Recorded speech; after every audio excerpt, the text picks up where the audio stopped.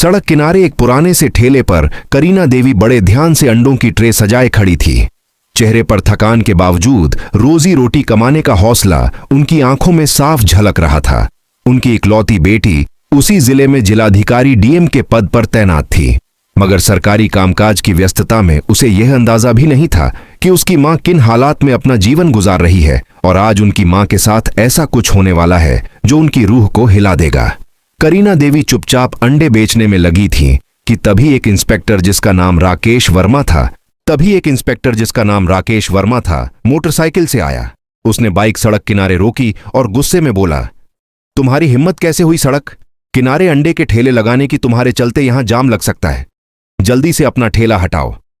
इतना कहकर इंस्पेक्टर अचानक गुस्से में आगे बढ़ा और ठेले पर जोर से लात मार दी और अंडों की ट्रे उठाकर जमीन पर फेंकने लगता है, जिससे कई दर्जनों अंडे फुटकर इधर उधर बिखर जाते हैं। अंडे उठाने लगी। भीड़ में खड़े लोग सिर्फ तमाशा देख रहे थे। ना किसी ने आवाज उठाई, ना किसी ने मदद की। भीड़ में एक लड़की थी जो सोशल मीडिया पर मशहूर थी। उसने मोबाइल निकाली और पूरा वाकया रिकॉर्ड करने लगी। इंस्पेक्टर लगातार उन्हें डांट रहा था, अपमानित कर रहा था और लोग बस हंसते देखते रह गए। करीना देवी मन ही मन सोच रही थी, अगर बेटी को यह सब पता चल गया तो ना जाने क्या हो जाएगा। काश उन्हें यह बात कभी ना पता चले, वरना तूफान आ जाएगा। आंखों में आंसू लिए कुछ बचे। अंडे वापस ठेले पर रखकर वो ठेले लेकर धीरे धीरे घर की ओर चल पड़ी। उधर जिस लड़की ने वीडियो बनाई थी उसने घर पहुंचकर उसे सोशल मीडिया पर अपलोड कर दिया। कैप्शन में लिखा था, इस बूढ़ी औरत की कोई गलती नहीं थी, लेकिन इंस्पेक्टर ने इसकी अंडे से भरी ट्रे उठाकर जमीन पर फेंक दी और सड़क पर भरे लोगों के बीच बेइज्जत किया। क्या यह सही है? वीडियो तेजी से वायरल हो गया। लोग शेयर करने लगे, कमेंट करने लगे। हर कोई इस घटना को गलत बता रहा था। कुछ देर बाद यह वीडियो सरिता के मोबाइल में पहुंचा। वीडियो देखते ही उसका खून खौल उठा। वह सोच भी नहीं सकती थी कि उसकी मां के साथ ऐसा बर्ताव हुआ है। लोगों के सामने बेइज्जत किया गया, थप्पड़ तक मारा गया। सरिता ने तुरंत वीडियो अपनी फोन में सेव की और मन में संकल्प लिया कि मां के साथ जो हुआ वो मैं बर्दाश्त नहीं कर सकती, उसे उसकी औकात दिखानी ही पड़ेगी। सरिता ने अपनी वर्दी उतारी और पीले रंग का सलवार सूट पहन लिया। अब वह एक साधारण गांव की लड़की लग रही थी। अपनी कार में बैठकर कुछ ही घंटों में घर पहुंच गई। घर पहुंचते ही पीले रंग का सलवार सूट पहन लिया। अब वह एक साधारण गांव की लड़की लग रही थी। अपनी कार में बैठकर कुछ ही घंटों में घर पहुंच गई। घर पहुंचते ही उसने दरवाजा खटखटाया। करीना देवी उस समय किचन में सब्जियां काट रही थी। दरवाजे की आवाज सुनकर उन्होंने पुकारा, कौन है? मैं हूं मां, सरिता लौट आई हूं आपसे मिलने। आवाज सुनते ही करीना देवी के हाथ रुक गए, आंखों में नमी आ गई। उनके मन में डर भी था कि कहीं सरिता को इस घटना का पता तो नहीं चल गया। वह जानती थी कि उनकी बेटियां कितनी ईमानदार और जिद्दी हैं, अपनी मां के लिए कुछ भी कर गुजरेंगी। उन्होंने जल्दी से दरवाजा खोला। खड़ी बेटी को देखते ही मां बेटी गले लग गई, जैसे सालों की दूरी एक पल में मिट गई हो। करीना देवी ने पूछा, बेटी तू कैसी है? कितने दिनों बाद आई है? तू तो इस मां को भूल ही गई थी। सरिता ने जवाब दिया, मां ऐसी बात मत बोल, मेरी तुझे बहुत याद आती है। मैं ऑफिस के कामों में इतनी बिजी रहती कि तुझसे बात करने की भी फुर्सत नहीं मिलती है। मां ने बोली, अच्छा पहले अंदर आओ। तो सरिता किचन में गई और सब्जियां देखकर बोली, मां आप बैठिए, खाना मैं बना देती हूं। थोड़ी देर में खाना बनकर तैयार हो गया। मां बेटी ने साथ बैठकर खाना खाया और फिर बातें शुरू हुई। सरिता ने सीधा सवाल किया, मां आपके साथ जो हुआ आपने मुझे क्यों नहीं बताया? यह बहुत गलत है। मैं उस इंस्पेक्टर को सस्पेंड करवा कर ही मानूंगी। उसने कानून के खिलाफ किया है और मैं उसे दिखाऊंगी कि कानून की ताकत क्या होती है। करीना देवी ने डरते डरते कहा, बेटा छोड़ो, पुलिस वाले हैं। क्या हो गया अगर उसने ऐसी बातें कर दी? जाने दो। सरिता ने सख्ती से कहा, नहीं मां आप चुप रहिए, मैं जानती हूं मुझे क्या करना है। उसने जो किया उसकी सजा उसे जरूर मिलेगी। इतना कहकर सरिता ने लाल रंग की सलवार सूट पहनी, साधारण गांव की लड़की की तरह तैयार हुई और सीधे थाने की ओर निकल पड़ी। यह वही थाना था जहां इंस्पेक्टर राकेश वर्मा तैनात था। थाने पहुंचकर उसने देखा राकेश वहां मौजूद नहीं था। केवल कुछ हवलदार और एसएओ संदीप सिंह वहां बैठे थे। सरिता सीधे एसएओ संदीप सिंह के पास गई और बोली, मुझे इंस्पेक्टर राकेश वर्मा के खिलाफ रिपोर्ट दर्ज करवानी है। उन्होंने मेरी मां के साथ सड़क पर बदतमीजी की, अंडे के ठेले को तोड़ा और सारे अंडे को जमीन पे फेंक दिया, थप्पड़ मारा और लोगों के सामने अपमानित किया। मैं चाहती हूं कि उनके खिलाफ सख्त कार्रवाई हो। संदीप सिंह चौंक कर बोला, क्या इंस्पेक्टर राकेश वर्मा के खिलाफ रिपोर्ट? और तुम कौन होती हो रिपोर्ट लिखवाने वाली? क्या तुम उस बूढ़ी औरत की बेटी हो? तुम्हें लगता है कि मैं अपने इंस्पेक्टर के खिलाफ रिपोर्ट दर्ज कर लूंगा? उन्होंने कोई गलत नहीं किया, और अगर थप्पड़ मार भी दिया तो क्या हुआ? वह सड़क पर ठेले लगाकर अंडे बेच रही थी। गलत तो वही थी। सरिता की आंखों में गुस्सा भड़क उठा। देखिए, हमें कानून मत सिखाइए। हमने कानून पढ़ा है और अच्छी तरह जानते हैं कि इसमें क्या लिखा है। मैं उसी कानून की मदद से उसे सजा दिलवाऊंगी। अगर आपने रिपोर्ट नहीं लिखी तो मैं आपके खिलाफ भी एक्शन लूंगी। संदीप सिंह हैरान रह गया।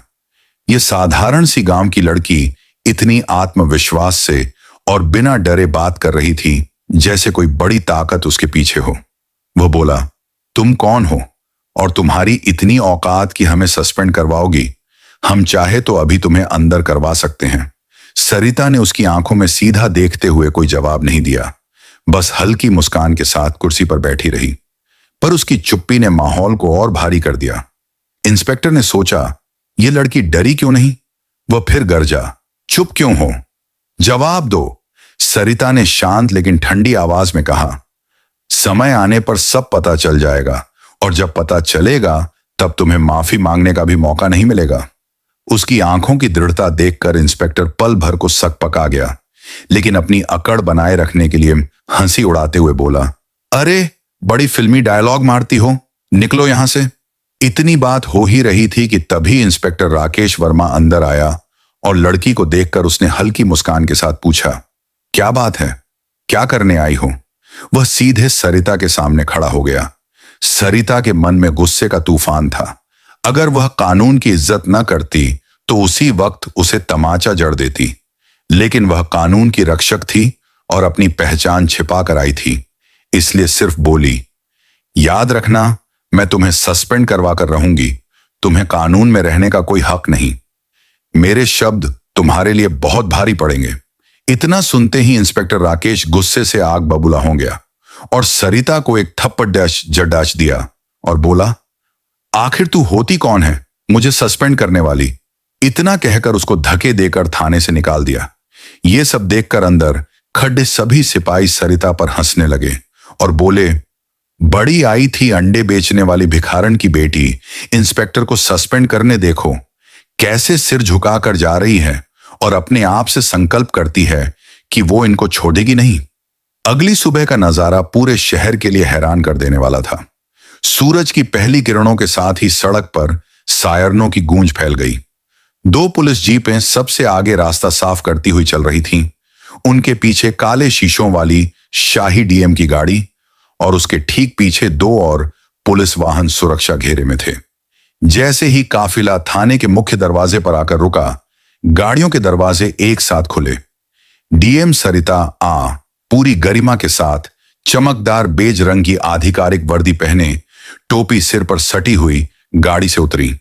उनके साथ बड़े बड़े पुलिस अधिकारी दोनों ओर खड़े हो गए। थाने के बरामदे में खड़े वही सिपाही जो कल तक उस पर हंस रहे थे, अब इस नजारे को देखकर मानो पत्थर के बुत बन गए। उनके पैरों तले जमीन खिसक गई, आंखें फटी की फटी रह गईं और होंठ सूखकर एकदम चुप हो गए। और इंस्पेक्टर राकेश अपने डेस्क पर बैठा कुछ फाइलें देख रहा था और ऐसे वो संदीप सिंह उसके बगल में खड़ा था। उनको जरा भी अंदाजा नहीं था कि आज उन दोनों का सबसे बुरा दिन आने वाला है। सरिता ने बिना किसी को देखे सीधी नाप तौल वाली चाल में थाने के अंदर कदम रखा। उनकी वर्दी की चमक और चारों तरफ गूंजता सन्नाटा था। सरिता की चेहरा साफ बता रहे थे कि आज यहां कुछ बड़ा होने वाला है। सरिता की नजर सीधी राकेश पर पड़ी। राकेश ने उसे देखते ही ठिठक कर खड़े हो गया। चेहरे की रंगत उड़ चुकी थी। उसके दिमाग में जैसे कल का मंजर फिर से घूम गया। वही लड़की जिसे उसने इस थाने से धक्के देकर बाहर निकाला था, अपमानित किया था, अब वही लड़की आज इस थाने में डीएम बनकर खड़ी थी। राकेश के बगल में खड़ा ऐसे वो संदीप सिंह भी हक्का बक्का रह गया। उसकी आंखों में भी डर साफ झलक रहा था। मानो शरीर से सारा खून उतर गया हो। सरिता ने ठंडी लेकिन बेहद सख्त आवाज में कहा, क्या हुआ? चेहरे का रंग क्यों उतर गया? तुम दोनों को याद है, कुछ दिन पहले मेरी मां के साथ भरे बाजार में बदसलूकी, और मैं जब रिपोर्ट लिखवाने आई तो तुमने यहीं से धक्के मारकर निकाला था मुझे। आज उसी दरवाजे से वापस आई हूं। फर्क बस इतना है कि अब मैं इस थाने में डीएम की वर्दी में आई हूं और कल मैं सादे कपड़े में आई थी। राकेश वर्मा और संदीप सिंह के पास कोई जवाब नहीं था, वह सिर्फ नीचे देख रहे थे। सरिता ने कहा, आपने एक पुलिस अधिकारी की गरिमा को ठेस पहुंचाई है। आपने जिस तरह से मेरे माता के साथ व्यवहार किया वह अमानवीय और अक्षम्य है। सरिता ने दृढ़ स्वर में कहा, तुम्हारे खिलाफ विभागीय जांच की जाएगी और मैं सुनिश्चित करूंगी कि तुम्हें कड़ी से कड़ी सजा मिले। धर्मवीर ने गिड़गिड़ाते हुए कहा, मैडम प्लीज मुझे माफ कर दीजिए, मेरी नौकरी चली जाएगी, मैं गरीब आदमी हूं। सरिता ने उसकी एक ना सुनी। जब आप मेरे मां को पीट रहे थे तब आपको याद नहीं आया कि वे गरीब हैं। जब आप उनकी मेहनत को रौंद रहे थे तब आपको दया नहीं आई।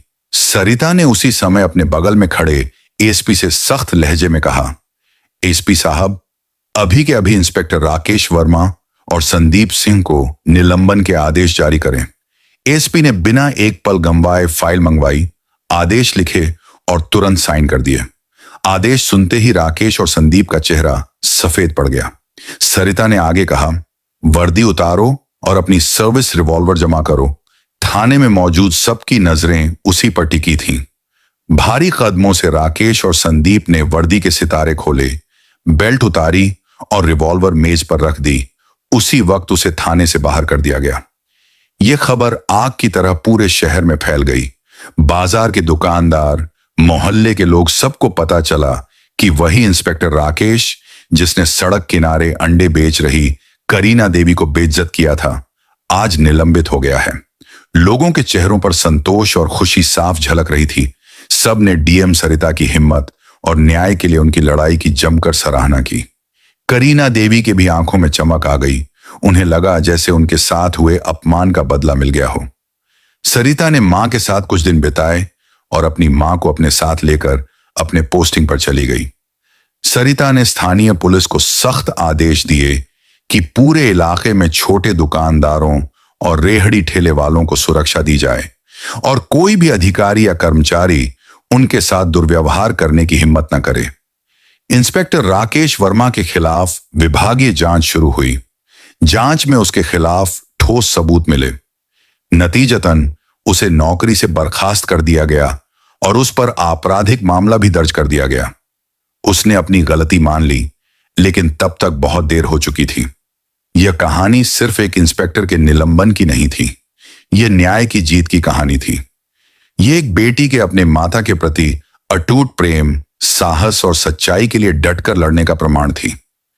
यह घटना पूरे शहर के लिए एक सीख बन गई कि वर्दी का असली सम्मान तभी है जब उसे ईमानदारी और जनता की सेवा के लिए पहना जाए। सत्ता का दुरुपयोग कभी सफल नहीं होता और अंत में सच्चाई और न्याय की ही जीत होती है।